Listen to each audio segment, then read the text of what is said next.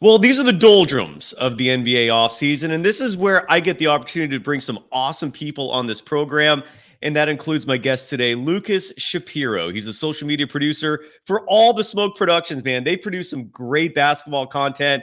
He's got a huge following on TikTok. We'll talk about all that. We're talking Warriors as well. Are the Warriors doing enough for Steph and Curry? Let's break it all down next. I know it's Monday. Hopefully we can make life easier for you. Let's get into it. This is the Golden Days. They always find something to nitpick, and that's because there's expectations for us to win. It was a pretty crazy night. Woo! Let's go. In a minute, I'ma need a sentimental man or woman to pump me up. Come on and break me off. 'Cause I get what I want and I like what I see. If you got This is where we talk about baby on a I don't know how to finish it. Welcome to the Golden Days. I'm your host, Cyrus Saatsaz. You can follow me on Threads and Instagram at DogWild, over on Elon's excuse for a cesspool of a platform, social media platform more specifically. I'm there as well as Surf Journalist. Welcome to the program. I'm joined by Lucas Shapiro. And before we get into it and the introductions and all that good stuff, got to pay the bills. And I don't mean that in a bad way, simply because our sponsor is awesome. And that is BetOnline. BetOnline is the world's most trusted betting platform and your number one source for everything football. Football is back, folks. If you're a Niners fan, they were on this weekend. It was awesome, even if it is just preseason action. And from the preseason NFL to college kicking off, BetOnline has every stat, every matchup, even live odds and spreads while the games are being played. You think you know your stuff? Get in on their winner-take-all $300,000 NFL Survivor Pool for the upcoming season. And when the game's over, head on over to the online casino. Maybe pour yourself a stiff one while you're at it. Maybe light them up if you got them. And get in on a game of blackjack or poker or unwind with one of over 150 slot games. Head to the website today and use the promo code BELIEVE. That's the name of the network, BLEAV, for a great discount, and get in on the action. Bet online. The game starts here. And the game continues with Lucas Shapiro. If you're on TikTok, my Lord, dude, you have built yourself a following there. Congratulations. He knows his stuff, folks. As a former coach at the D1 basketball level. And this is where I know Threads has taken off, dude, because way back when I used to be active on Twitter, I used to sometimes make awesome connections there. And that's where I know Threads is starting to blow up, because you and I connected there. Lucas, it's an absolute pleasure to now connect in person, even if it is virtually. You can follow Lucas Shapiro on all social media platforms at Coach Lou, and Lou is spelled L-U-U-U, 3 U's. Lucas, how the hell are you doing, brother? And welcome to the program. And how's your summer going, man? Summer's going great, Cyrus. Thank you for having me. Can't complain, man. We got to have a lot of good basketball this summer. Anytime you get the Olympics, always going to be good ball. I always like to say, as long as there's good basketball on, I'm a happy guy. We lucked out with the Olympics, right? I mean, if the Olympics were going on, that's like another added month of nothingness for us hoops junkies who are just thirsting right now. Like, I cannot wait for the season to start, man. Well, before we get started, do you have a fandom? Like, is there a team that you root for, or are you an objective observer? Like, where do your emotional ties kick in with NBA basketball? Definitely. So I originally grew up in the Boston area, so naturally I'm a Celtics fan. But with that being said, I like to think of myself as one of the more objective Celtics fans in the fan base. Okay. I'm really more of like a student of the game in general. Definitely, when it comes to, if there's a Celtics game on, yeah, I'm going to be rooting for them. But I really just care about the health and state of the game more than anything, to be honest. I hear you, brother. I hear you. And just to give people an idea of how a relatively objective you are as a Celtics fan, despite the fact your team won the title, and I'm sure you are enjoying life right now because of that. It's been a long time since the Leprechaun fan base hoisted the Larry O'Brien Trophy. But in this summer, the main discourse of controversy, I guess, with the Olympics was your boy Jason Tatum not getting playing time, and you actually were siding with Steve Kerr, correct? Like, you actually thought despite the fact that Jason Tatum's your boy, and I think you even have like a bobblehead of his, like you're a fan, you sided with Steve Kerr. If you don't mind, elaborate on that, please. Yeah, definitely. I mean, so just the one thing that stood out to me about Jason Tatum in like the last few months is that, I mean, let's just be honest, like he hasn't been shooting the ball well. Like, there's just not any getting away from it. Like you look at the playoff stats, you look at the Olympic stats, they'll tell you like offensively, it just hasn't been going down for him. And this is not this, all players go through this. It's just unfortunate for him that it's had to go on for him. It probably what some would argue is like the peak of his career right now. During the playoffs, NBA finals, obviously Jason Tatum's still a great basketball player. Like I don't love ranking where he is in the NBA. Some people say top 10, top 15. He brings a lot to the table, but just with this team, I mean, we all saw what Kevin Durant did in that first game when he came back, right? And we all saw the entire time how LeBron was playing. And when you look at those two guys, it's like, should he really feel bad about playing behind those guys? And a basketball coach can only play so many guys. And I think where a lot of people were getting upset was that, like, okay, Derek White was playing and Jason Tatum wasn't. But right. It's one of those things that my argument is, all right, but Derek White's been playing that role for the entire year, right? And he's used to what, okay, I'm going to be the guy that passes, makes the extra pass, or I'm going to be the guy that's, applying full court press, or, Jason Tatum's playing a completely different role in this team this year and completely different than the last Olympics too. So, I mean, I just thought that it got really like overblown. I mean, I understand it. It is pretty crazy for somebody to win a NBA championship and be one of the best players and then not play. But this was a special circumstance and an unusual year where, last time in the Olympics, LeBron and Steph Curry were not on the team. So this is a totally different situation. And as we saw, like they won gold. And I mean, those guys deserve to play. So it's hard to argue against that. Yeah, and I don't want to. I've already expressed my piece on the whole Tatum fiasco. Well, fiasco maybe is a wrong choice of word. Depends on who's saying it and listening. But so I don't want to get back into what I feel. But I just want to. It was interesting in the sense that it wasn't just Celtics fans. Like Draymond Green, Steve Kerr's own player, was coming out, did like a 20-minute diatribe about it. Charles Barkley brought up the point of, like, why not, let Jason Tatum know ahead of time that this was going to be his role, so maybe he would reconsider even going to the Olympics this time. And then there's to me the what sticks out the most is if Stephen Curry didn't save the day in that game against Serbia, this script is flipped 180, man. Like, imagine if Stephen Curry did not play hero ball in that Serbia game, how much tumult would be going on right now, dude? It would be insane. Yeah. It would be insane. And that's Steve Kerr for you, dude. He's had Stephen Curry his entire time coaching, and that's what Stephen Curry's greatness brings to the table. Is a lot of victories and glory and greatness, and it's incredible, dude. And a huge reason why I particularly brought you on here, besides the fact that I've read your content and you clearly know what you're talking about, and I want to get into your TikTok videos as well. And please cut me off at any point if you ever want to interject and disagree or just add anything. Don't be shy, please. But a huge reason I love you being on the show today is because you're an objective observer when it comes to the Warriors. Like, you have no stake in this game emotionally, right? So you're coming into this as an outside, hopefully impartial observer. And following these Olympics, where people were reminded that LeBron James at 39 still is one of the best players in the world, maybe even the best at this point. I mean, maybe not in the context of an 82-game NBA season, but when it matters, he's up there, man. It would be hard to argue against calling him the best. Stephen Curry, still at the peak of his powers. If LeBron's not the best, maybe he is. I don't know. The point is, these two still reminded the world that they are at the peak of their powers.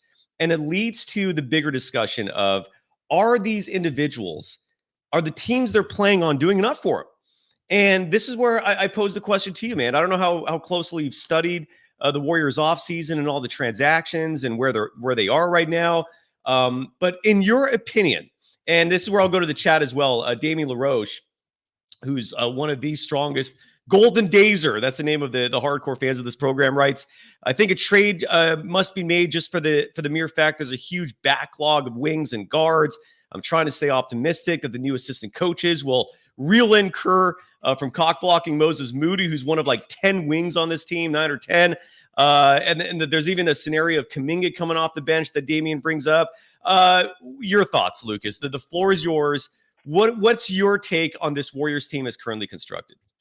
Right. So before I go into this, like the one thing I will say is that, I got to work in Division I basketball for almost a decade, and the one takeaway I always had from working for a team is that when you are on the outside looking in, there's always something that you might not know that's going on behind the scenes. So when I look at the Warriors from the outside in, I look at it and say, like, if I were to grade this offseason, like, yeah, it didn't go great. To me, like, I look at, like, publicly, we know that they were trying to get Paul George. They didn't get Paul George.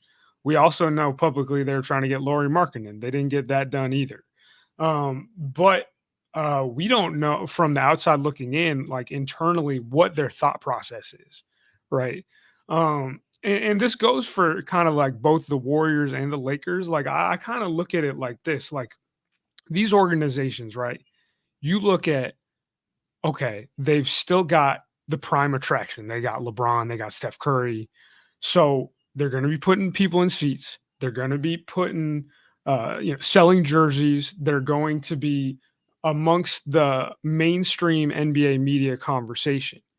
And for me, like when I think about like, what am I trying to accomplish as a franchise or somebody who runs a franchise, I'm thinking of the health of that franchise. So these teams might be looking at some of these other teams and saying, you know what, we just don't have what it takes to sacrifice the future and contend right now. So we might as well just do the best we can with what we've got. That could be how they're thinking. Like I think about like the Lakers when they're not willing to trade the 2029 first round pick. Like sounds ridiculous to me, but when you think about their thought process, like they're still doing well business wise, right? When they got these guys on their teams, but are they really thinking like, okay, if we make a trade, are we really going to contend? So there's a part of me that thinks that maybe like in a Warrior situation, maybe they're a little skeptical as to whether one move would be enough for them to contend.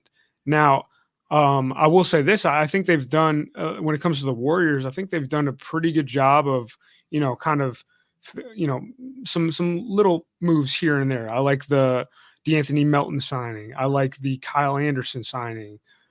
Buddy Hield is intriguing. I think I've always wondered, why is he a guy that moves around a lot, who shoots as well as he does, and it seems to be always on the trading block. But hey, the Warriors definitely need more shooting, so that definitely wouldn't. To me, that's one of those moves that doesn't hurt. But I think that they are in need of a trade, because to me, like when I look at this roster right now, I don't see a contender. I don't. I think that they're. I don't know how to say it in any other way. They just need more players. Like I think, and those players could be on the roster. Jonathan Kuminga could be that guy. Maybe Andrew Wiggins comes back. Maybe Trace Jackson Davis has a breakout year. Like it's not like the pieces aren't there, but to me, I think like they've definitely struck out, and I think there's a reason for that. Like if I'm Paul George and I had the choice between the Warriors and the Sixers, like I think the Sixers makes a little bit more sense for him. He's not going to have to carry as much. He's playing in the Eastern Conference, which is a little easier. If I'm Utah and I'm dealing Lauri Markkanen and I'm only getting Jonathan Kuminga back, I don't know that really makes sense for them. I would have loved to see Lauri Markkanen on the Warriors, man. Like that would, to me, like there's almost no player in the NBA that I look at that I'd want to see play with Steph Curry more, just because I'm like, when I look at Steph Curry's career, how many face-up big men has he gotten to play with? Like guys that are a pick and pop threat. Like if you go down the list of like Warriors big men, there just haven't been many that were especially at the level of player that a Lauri Markkanen is. I mean, so overall, like I'd say, like I liked where their head was at. I like the idea of a Paul George. I like the idea of a Lauri Markkanen, but it just wasn't in the cards for them to make that happen. And to me, I don't really blame that on management. It's just kind of that I don't think that they had the assets to make it happen. Yeah. Yeah, and you're right, man. The Warriors did try to get Paul George, and suppose if the reports are true, Paul George was. I mean, I know you mentioned that from his perspective, Philly probably seems like an easier, better path, especially if he wants to win. But supposedly, according to the reports, he would have been okay going to the Warriors. It's just the Clippers didn't agree to whatever the trade terms were, and I don't blame them because they were getting money back. That trade would have put him in the second apron. It's a bummer for the Warriors that right. Didn't happen. And I'm also with you that the Lauri Markkanen thing, man. I mean, if he actually ended up with the Warriors, to see him and Curry playing together, to see Lauri in that system, I was getting so excited for that, and it's such a shame that the Warriors whiffed. Let me ask you this: according to reports, what ultimately held up that trade, the Lauri Markkanen trade, was Brandon Podziemski, and it seems like the Warriors found themselves in a similar kind of, moment of reflection going back to 2014 when they faced a somewhat similar trade scenario where the Timberwolves wanted to send Kevin Love to the Warriors for Klay Thompson. The Warriors kiboshed that. And it seems like Joe Lacob found himself in a similar situation again, except instead of Klay, it was Brandon Podziemski. Instead of Kevin Love, it's Lauri Markkanen. If Brandon Podziemski was the single reason for holding this whole deal up, would you have swung on that? What are your thoughts on Brandon Podziemski, man? Like he shot 43.8% his second year at Santa Clara in college, which from deep, which is outstanding. And I tell people this, because his overall numbers last year, his rookie season, shooting wise, was good, not great. But in April, he shot 58.8% from deep. And I know April's not a full month of basketball play; it's about half. But still, man, he started to show signs that he could be an elite sniper of a shooter. What are your thoughts on Brandon Podziemski, man? Did the Warriors make a mistake if that was the holdup? What are your thoughts on this kid in that trade? I mean, yeah, I would have traded him. I would have traded him. Yeah. But I mean, it's one of those things again, like I go back to saying, like, there's got to be something that we don't know here. Like there's got to be something that maybe I'm sleeping on Podziemski. Like maybe I not fully understanding the rest of the pieces on this roster. That one didn't make sense to me. Like I didn't understand the holdup with Pods. Like I just kind of think that they're very hesitant right now, and I kind of get why. I mean, they're having to sacrifice Steph Curry. Like I would be nervous. Like I'd be nervous making moves like a big swing like that too. I would have made the move, but I don't understand the hesitation on trading Pods and Kuminga in that situation. And to be honest with you, I don't believe it. Like I don't really believe that was the holdup. Like I know that's what got out. I don't actually believe that was the case. I feel like there's more to this story. And Lucas, I don't know if you agree with me or not, but having covered this sport for as long as I have, man, it's been a long time. I'm starting to show my age here. I think 25 years. I've come to the realization that you can't give these front offices credit in the sense that you can trust them for being the quote unquote experts. There is just a lot of incompetency in a lot of front offices in the NBA. And I don't know if nepotism is the result of that, where you're just constantly hiring people, and you're constantly hiring yes men. I don't know I don't know what the cause of it is, man, but I do feel strongly that the best people, and when I say the best people, I mean in terms of qualifications, whether that's experience, whether that's intellectual acumen, I don't feel like the best people are routinely getting hired for these top positions. So I've given up on giving these front offices the benefit of the doubt, is what I'm trying to say. Maybe I'm being cynical. I don't know, but it's just a lot of years covering this has led me to that. I get the cynicism, and the other thing too is like it's easy to point at the front office, but like, what about ownership? Like, what if? Well, what that if too. Todd's, I include like, that. The owner's son's favorite player. Stuff. I know that sounds crazy, but stuff like that happens in these circles. Yep. Like it's not uncommon for that to happen. And when you hear something like, this whole thing kind of reminded me of like, do you remember when the Raptors wouldn't trade Scotty Barnes for Yes. KD with the Nets. Yes. Like I was kind of like at that, but I mean, like when you look at Scotty Barnes right now, I kind of understand it. Like if KD were in Toronto, it might just be similar to a Phoenix situation. Like it's one of those things. Like, all right, maybe like I'm not seeing the potential that they see, or maybe it is just some, front office incompetency. It could go either way to me. Yeah. The Raptors have made some questionable decisions the last few years. I don't know if Masai Ujiri he won a chip, and ego is another part of this, right? Like you win, and all of a sudden you think that everything you touch turns to gold, right? And sometimes you need a reality check, but that reality check comes too late. But yeah, it is crazy. In the chat, Kev F in the chat writes, and I think Damien LaRoche echoed these sentiments. Trade Wiggins, right? And Wiggins is an interesting piece, if you don't mind touching on him for a moment here, because we go back a month or so ago. He was supposed to play for Team Canada. The Warriors step in last minute, and they're like, whoa, whoa, whoa, whoa. We actually broke the story here on this show that part of the contention there was Wiggins never let the Warriors know that he was going to play in the Olympics, so that news came as a surprise to them. But I think the bigger story around that particular instance is that the Warriors were going to trade Wiggins. He was going to be part of that Paul George trade. They didn't want him to get injured moments before this trade was going to be greenlit. So they hold him back and prevent him from playing for Team Canada. They prevent him from playing in the Olympics. That trade never happens. He's still a member of the Warriors. So that decision now really looks kind of shady. And so I'm curious to know what your opinion is on that whole fiasco, because I think that adjective makes sense for Wiggins getting pulled off the Canada roster last minute, the way that happened. And I'd love to know your thoughts on that. And then bigger picture, Andrew Wiggins, since he came to the Warriors. So the year he got traded to the Warriors, it was a midseason trade, a rarity by the Golden State Warriors standards. They don't make midseason trades that often, but in this case, they traded D'Angelo Russell to get back Wiggins. They get back the draft pick that becomes Jonathan Kuminga. In Wiggins' first year with the Warriors, he averaged 19.4 points per game. His second year with the Warriors, 18.6.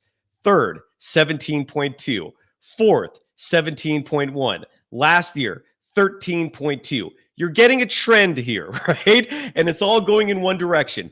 What are your thoughts on what happened with Team Canada and just Andrew Wiggins in general? Is there hope for him to turn things around? Is this trend going to continue? Your thoughts, sir? Yeah, I mean, I think there's still hope. He's 29 years old, right? That's for one. The commenter said to trade him. I think right now, like you don't want to trade him just because I don't think his stock could be any lower, right?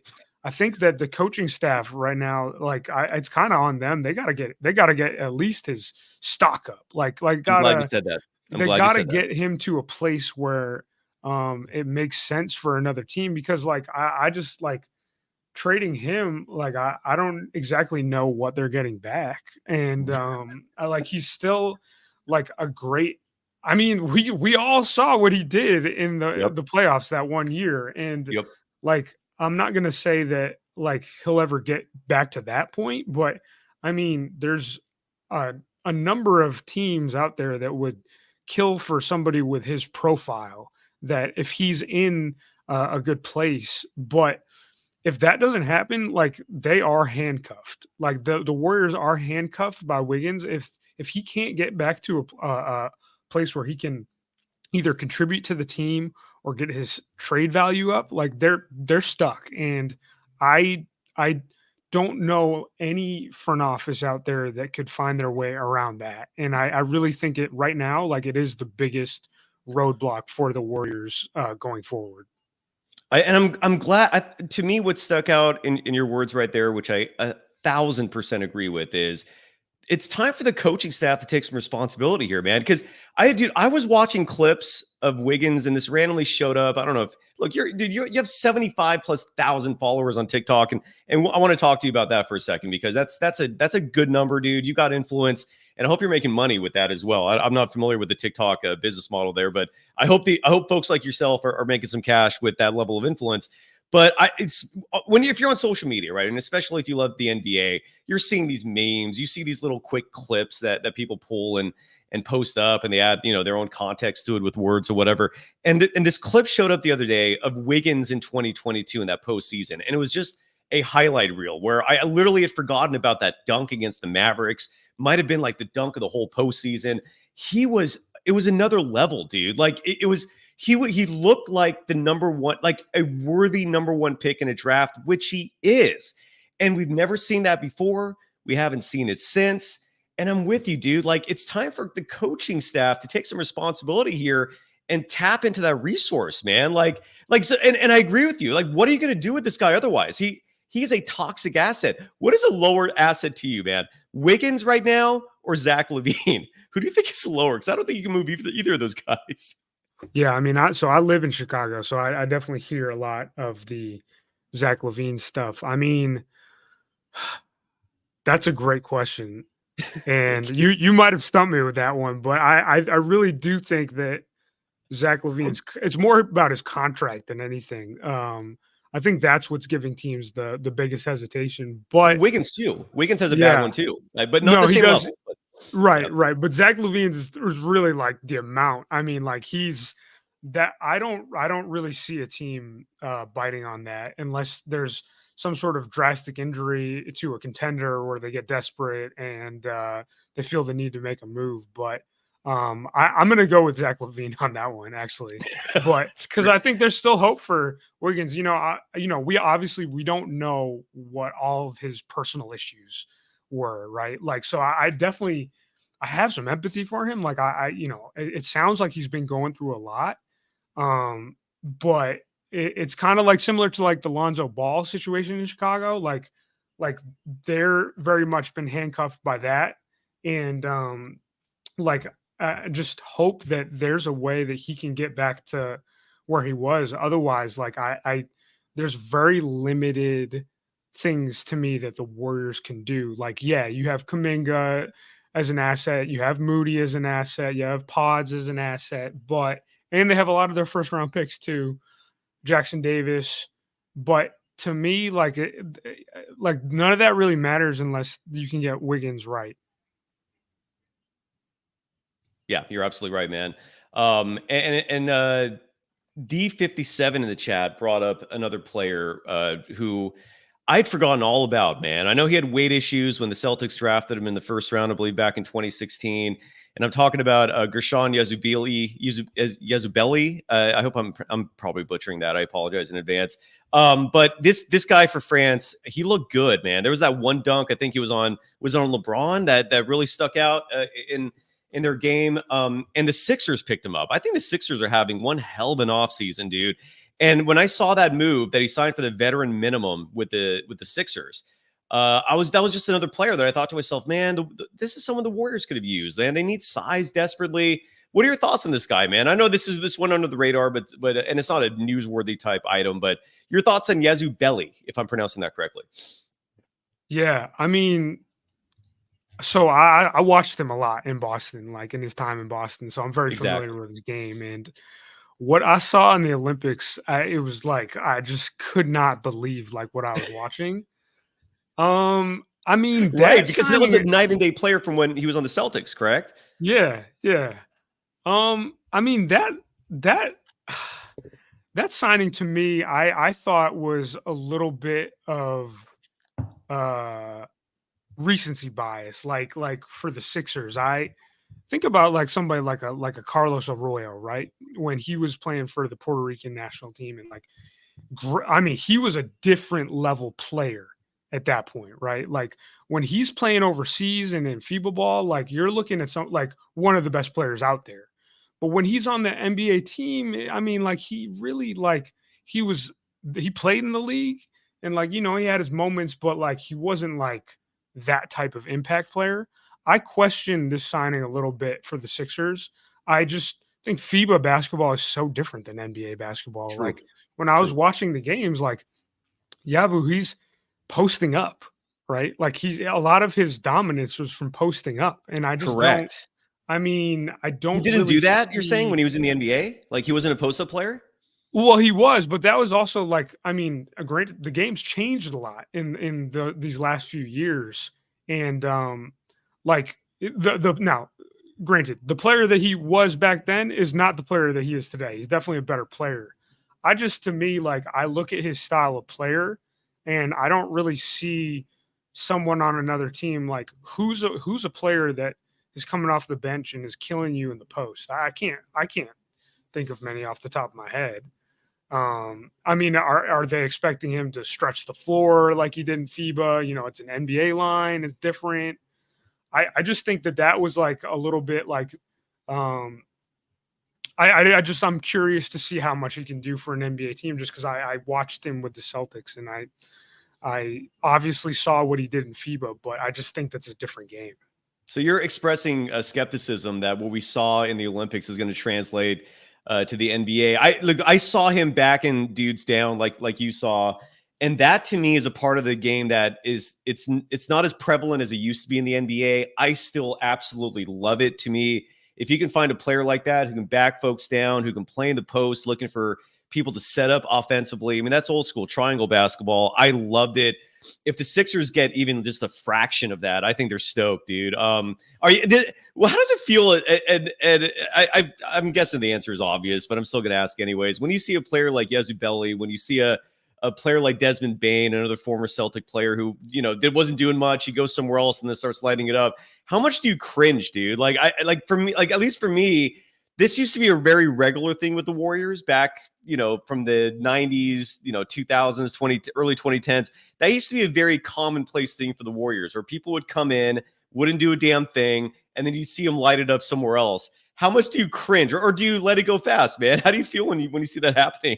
You know what? I think I lean more towards letting it go fast, because basketball to me is just such a situational sport. Like, Desmond Bane could have stayed with the Celtics, and he may have not been Desmond Bane, because he wouldn't have gotten the same amount of shots playing with the Jays that he would have in Memphis. Like, it's tough. Like, I definitely, I understand, there's definitely been like more extreme versions of that, where like a team just straight up took like a player that is not as good as another one. And that happens all the time. But, it's one of those things that I never like look at a player on another team. The guy who's the perfect example of that is Lauri Markkanen, right? Like, he was on the Bulls for many years, and he was pretty heavily criticized when he was with the Bulls. But, in his path, he's found his place. And so it's hard to get mad at like a player on another team performing well when you just don't know that the situation they could be in on that other team, they never would have gotten on your team. So it's one of those things that I usually let go pretty quickly, but I understand the frustration at the same time. I'm happy for you, man. It's a sign of maturity to be able to let go of things quickly. I commend you for that. Yeah, man. So, and your TikTok account, dude, I want to show this for the YouTube viewers. I'm going to share my screen right now so you can get just a glimpse of Lucas Shapiro. You can follow him there and all social media platforms at Coach Lou. Lou is spelled Luuu. And again, bravo. This is very impressive. You built a fantastic following here. I was watching some of your clips, and one of your clips that I particularly loved, and I agree with steadfastly, is a rule in FIBA, which I was not familiar with until we were watching the Olympics this time, or if I was, I forgot all about it. And that's the basket interference rule, meaning like the moment the ball touches the rim, you can pretty much do whatever the hell you want at that point. I love it. I think you're in agreement with that, right? I feel like this would remove some complexity in the NBA game. It would just take me one less thing to review. I think you would have a lot more action at the rim, right? If this rule was in play, or maybe you got taken out, however I should be saying it. Expand on that, please, because I agree with you. I think they should remove a lot of these rules pertaining to basketball interference at the rim. Definitely. And so what the rule is in FIBA, once the ball hits the rim, like pretty much like anything goes. Like you can smack it off the rim, you can put it back. And to me, I'm like looking at this rule for the NBA, and I'm thinking, I kind of like it because it kind of gives a little power to the big, which Yep. in today's game, that so much of that has been taken away. And with the way we're seeing the game trending, it does seem like it's getting bigger. We're getting guys like Wemby, obviously Embiid and Jokic, and Chet.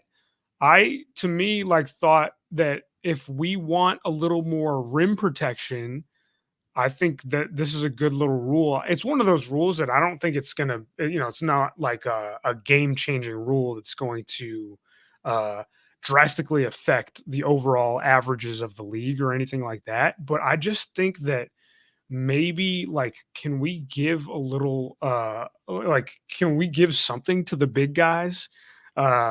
We've taken away the post up, right? So the least we could do is maybe make their job around the rim a little easier. And you bring up a great point. Like, yeah, maybe it would get some guys more active around the rim. And it's one of those rules. I don't know that I'm 100% for it, because like people did bring up a good point. Like, wouldn't that kind of make Wemby a little bit of a cheat code? And Yeah, I was yeah. kind of like, you know what? That's a really good point, actually. Like, I don't know that we need to be helping him as much, but Good point. That is a good point.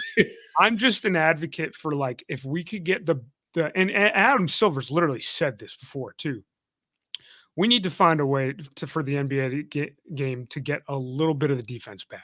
Like, I'm not sure what that is. Like, I don't know if you saw the whole argument that Kevin Durant had on Twitter with a fan about defensive 3 seconds, because that's a popular one. People want to get rid of defensive 3 seconds.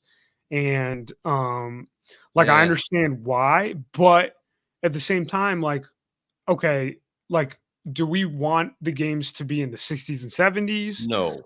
No. Do we want the games to be in the 120s? No. But I think defensive 3 seconds might swing that pretty far, like a lot further than a lot of people realize. What side did KD take? Like, where was he? He's anti the FIBA rules, and I get it, because like there's a certain, when you take away defensive 3 seconds, you give a big advantage to the defense. So you're going to bring rim protectors back. KD, like he's an advocate for, he wants basketball to stay random. Like one of the things that when you take away defensive 3 seconds, all right, you're going to have to be running a lot more sets. It's going to be a lot more joystick coach controlling the game. And naturally, if you're a player, you don't want that.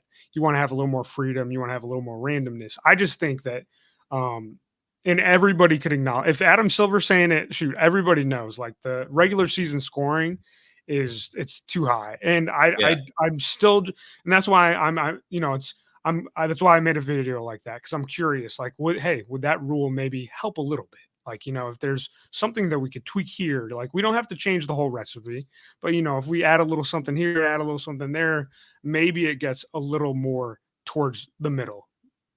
Absolutely. And, and Ryan Merdadian in the chat is asking what your thoughts are, Lucas, about goaltending when it comes to FIBA. I don't know if you just addressed that or not. But another thing, I personally, and I agree strongly with what Ryan's saying here, which is that he doesn't like that they call ticky-tack fouls in FIBA. I love that. And I feel like it took Team USA all of like a quarter to adjust to that. There was like, I remember like the first game, I think there was like a quarter where LeBron and a few others were like just flabbergasted that the refs weren't blowing the whistle when there was like hand checking and a few other things going on there. I loved it. To me, the less we know about the officials, the better. And I think that alone would help a lot. Any final thoughts on FIBA before we move on, Lucas? No, other than that, yes, I agree. Like the way it was reffed, I thought it was much better. Like I thought that you weren't seeing guys getting those head fakes where they got to jump and they have to jump into them. Like they were not getting any of those calls, and that's really what it could come down to, is just how the game is reffed, how fouls are called. Like maybe just letting a little more go. But that's a very tough gray area to live in and hard to execute. So I empathize with those refs, because I just don't exactly know what it is that's going to get the game to that point. Yeah, absolutely, man. And before we let you go, dude, again, this is the doldrums of the NBA season. Later this week, I'm gonna have gambling experts on, because I want to preview all the futures and the projections. The odds makers have the Warriors at they're over under for total wins this coming season at 43.5. Gives you an idea of at least what Vegas is thinking about them. And oftentimes they set these lines based on what the public perception is. What is your prediction for this Warriors team? You already said as constructed, and I wholeheartedly agree with you that this is not a title contender as currently constructed. I don't even know if they're a play-in team as currently constructed. The West is so deep. I don't, even if the Warriors did improve from a year ago, which I do think they have slightly, but you're looking at Steph turning 37 this year, Dre turning 35. But I think even more importantly, this Western Conference is so stacked from top to bottom, where 13 of 15 teams are legitimate playoff contenders. This is going to be a daunting task for the Warriors, man. What do you predict? I know predictions it's a silly game to play, but it's August. What's your prediction? I mean, I still think they're a playoff team. I don't, or at the very least a play-in team. And when you tell me 43 wins, like I'd still go over. I just think, it's going to be different, but I still can't let go of the fact that they have championship pedigree in this franchise, and they're still led by two former champions. I can't let that go. I know that when you look up and down the West, okay, Houston's coming around. Okay. Memphis will be back. Coming around. San Antonio's coming around. Like, I get it. With that being said, Clippers are a little less. I still think the Warriors have what it takes to make the playoffs. I still think that they can make a run. I just think that they need to make a trade, and I think that they will. Based on their signings, like I kind of look at like DeAnthony Melton, Kyle Anderson, Buddy Hield. They signed those guys to pretty short-term deals, so they're pretty attractive to other franchises out there, and they have picks. So I think that they'll be in position to make a trade. It's just a matter of who or what that is. Yeah. And I'm still a believer. I'm not ready to say like the Warriors are over or anything like that. I just, as long as Steph and Draymond are still there, like I think that they're always going to be a threat. And I'm guessing, first of all, the majority of the audience are Warriors fans for this program, so they're loving what you're saying. Bigger picture, who won? And I know we're running up against the clock here. I didn't realize how long we were going here. I apologize, Lucas. What, in your opinion, who won the offseason, man? Like who came out of this offseason to you looking like this could be the team that wins it all? Who are your winners of the offseason? Let's wrap it up with that.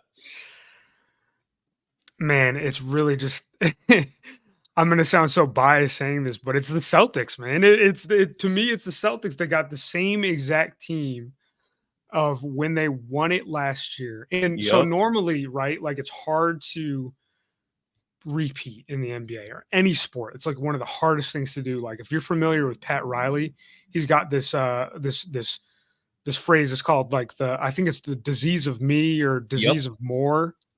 And in that he talks about like how hard it is to repeat. I think, and this has nothing to do with transactions, right? Or they re-signed the whole team. I love that. I love that they did that. But I just think the whole Olympics thing, like Jaylen Brown getting left off and then Jason Tatum getting benched, like that is exactly what this team needed. Like you couldn't have, like if that hadn't happened and they had just re-signed the team and they were bringing back the same team, I don't know that I would have felt any other way. It's just like, I just don't know. I can't think of another team. Like people are so ready to like be like, oh, the Thunder won the offseason. And I'm kind of like, I mean, they made great moves. I'm not trying to say that they didn't, but like you won the offseason with Caruso and Hartenstein. Like I like, to me, like that doesn't like scare me when I'm like another team. Like if I'm a player in the Timberwolves locker room, like I'm looking at that move like, all right, like what? Yeah, like everybody's so ready to crown OKC, and I just I'm like, look, this team just won,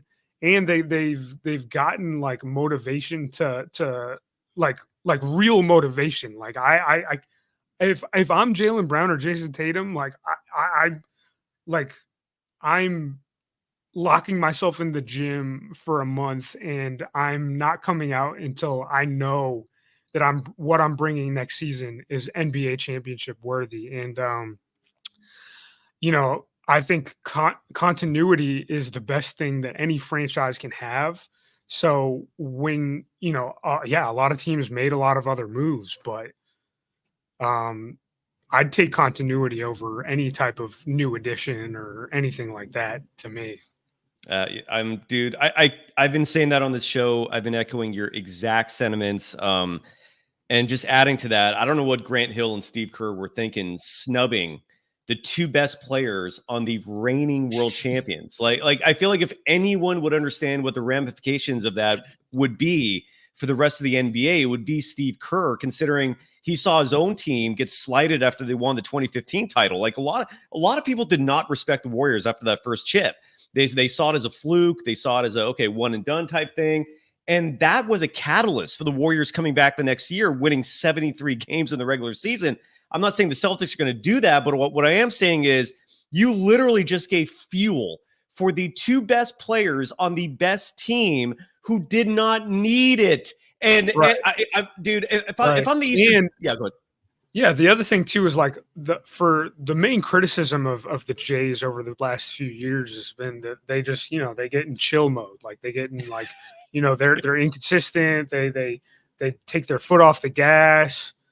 Man, I just like can't think of anything that could have happened that would have like vaulted them to like another level quite like this. And I continue to say like, yeah, continuity and motivation. I don't think that they could have asked for a better offseason. Incredible. You're absolutely right, dude. It's insane that your team just won a title and they're going to be coming into the season next year with a chip on their shoulder. That's insane. But that's what your team is. And if you're a Celtics fan, you're elated, dude. Like that was the ultimate silver lining for what went down in the Olympics is, well, our two best players are now super eggy and they want to prove people wrong. And it's like, you just won a championship. They still want to prove people wrong. Here we go. So, it's absolutely insane. Lucas, anything you like to promote, man? I know you got the TikTok account. People can follow you on all social media platforms. Again, at Coach Lou, Luuu is how you spell Lou. Former coach in D1 basketball. You've got the resume. You've got everything going on. Promote away, sir. What's going on, Lucas? Definitely. No, I mean, first and foremost, thank you for having me on. Like, yeah, thanks for going on, man. I love talking ball. That's like my passion. Like I could do this like all day long. Like I could literally, you lock me in a room with somebody just talking basketball. That's all I need. Like, and that's really like what my social media presence entails too. Like I kind of look at social media as like my basketball diary. Like if I'm watching a game, I'll sometimes like really like kind of like my main content style these days is I'll film something I see in the game and then talk over it and kind of like point out something like, oh, look what this team did here, or look what this player did here. And I really just, that's kind of like what my social media presence is. The other thing too, I'd love to say, like, so I work for All the Smoke Productions as a social media producer. You didn't even touch on that. Sorry, go ahead first. Go ahead. I could give you the rundown. So I think what we've got going on is some of the best basketball content like out there, like from All the Smoke. We have KG Certified. We have Paul Pierce's Truth Lounge. And we've got like a lot of other cool stuff like that I can't talk about like on the way coming. I just think that right now we're in such a cool age where we have such great access to so many athletes, celebrities, and we've kind of found the formula of a lot of these former athletes are able to kind of get answers out of our guests that they normally wouldn't tell traditional media.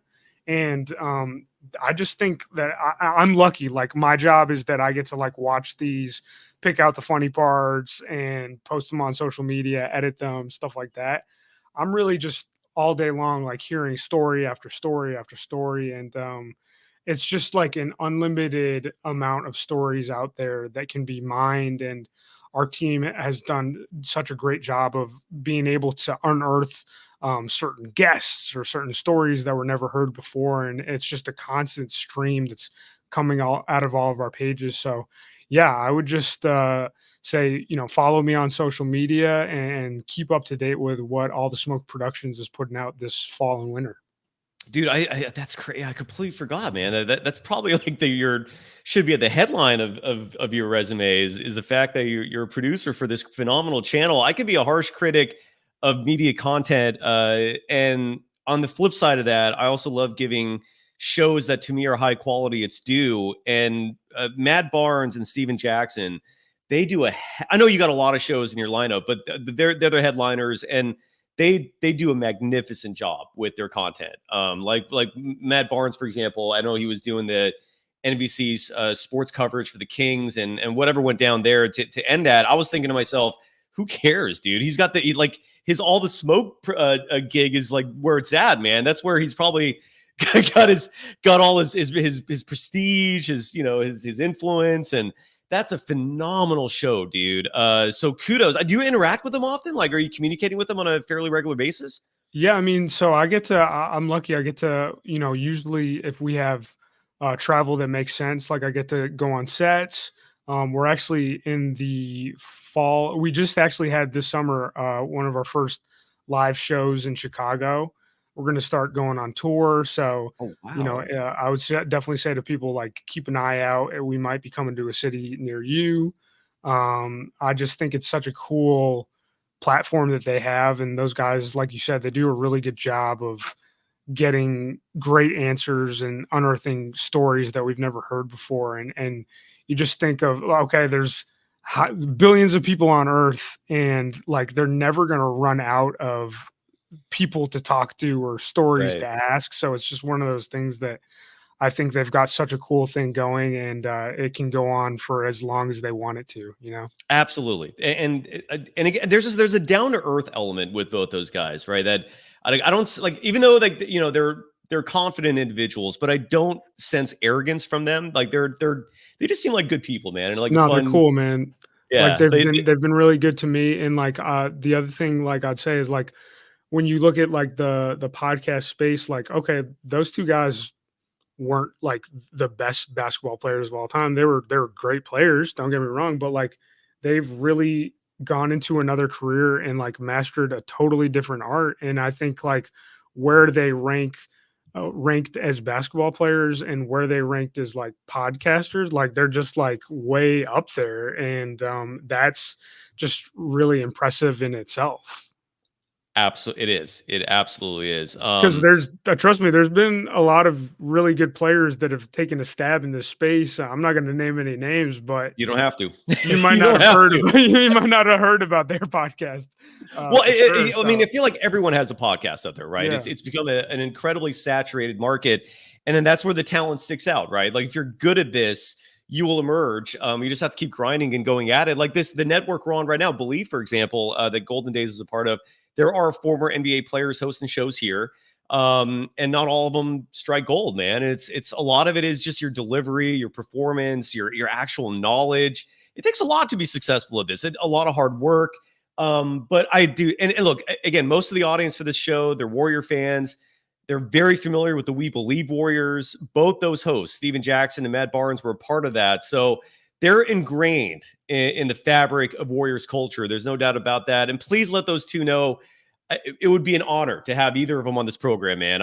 If that's ever a possibility, that door is open, and we can talk about that later. But Lucas, and the door is open for you, man.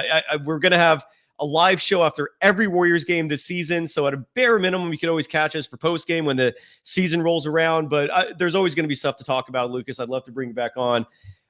Thanks, brother. Yeah, it was an absolute pleasure, man. Anything else? Are we good? Anything else you like to promote or mention before we go? No, that's about all I've got going on right now.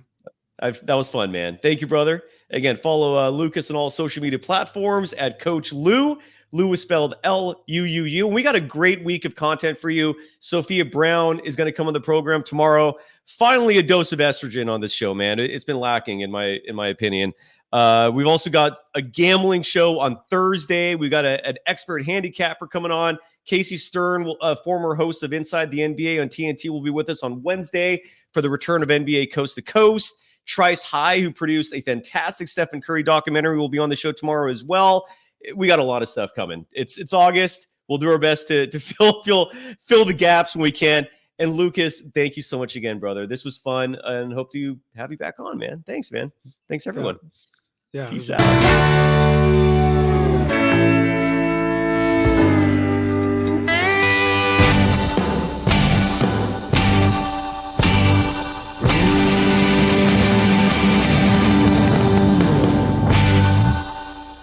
Bye-bye.